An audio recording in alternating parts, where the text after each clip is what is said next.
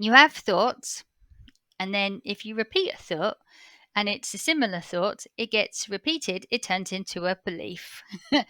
And then the beliefs repeated often turn into identities. And so when we're children, if you hear something often enough, you start to believe it. And then if you believe it, the question is, do you then identify with it? And we're going to talk about this, why we do this as children, in a little while.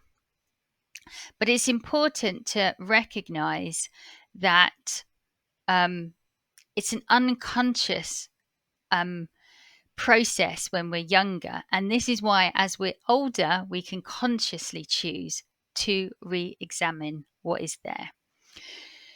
So, before we go into how do the identities get created in childhood, I want to just put the subject of identification into the structure of three: the human mind, the soul, and invincibility.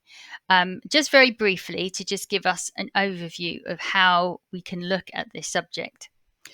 So, the human mind perspective, the society perspective, would say that identity is important. It's almost essential. It's who we are.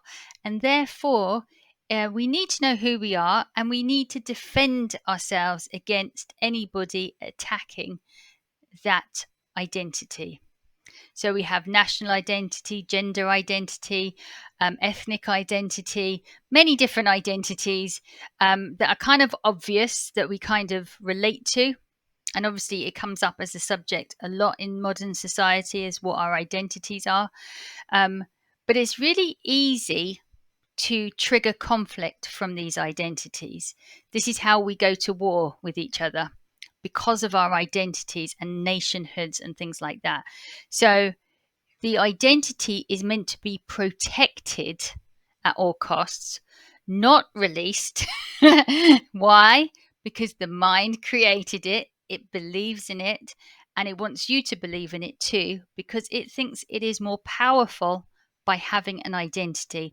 And it believes it gains power by aligning to a certain group or a certain viewpoint or a certain alliance. So this is a very big error of understanding, but that's what the mind believes, and that's what the human mind in society tends to believe, that it is important and it should be defended. I had a client once who had had some difficult experiences in their life, and I said to them, you're not your experiences. And she was quite surprised by that, because she said, but everyone tells you you are your experiences, who you are, who you grew up with, what experiences that you've had, they are a part of you and they make up you. And so she was quite shocked when I said, no, you're not any of that. And if you've had some negative experiences, do you really want to be those negative experiences? Do you want to carry them for your whole entire life, believing that there's something in you that is that? No, I don't think so. So the human mind thinks it is its experiences, negative or positive. It carries it throughout its whole life, and it actually protects. Even if it's negative, it still protects that identity. And that can be very difficult and limiting in our lives.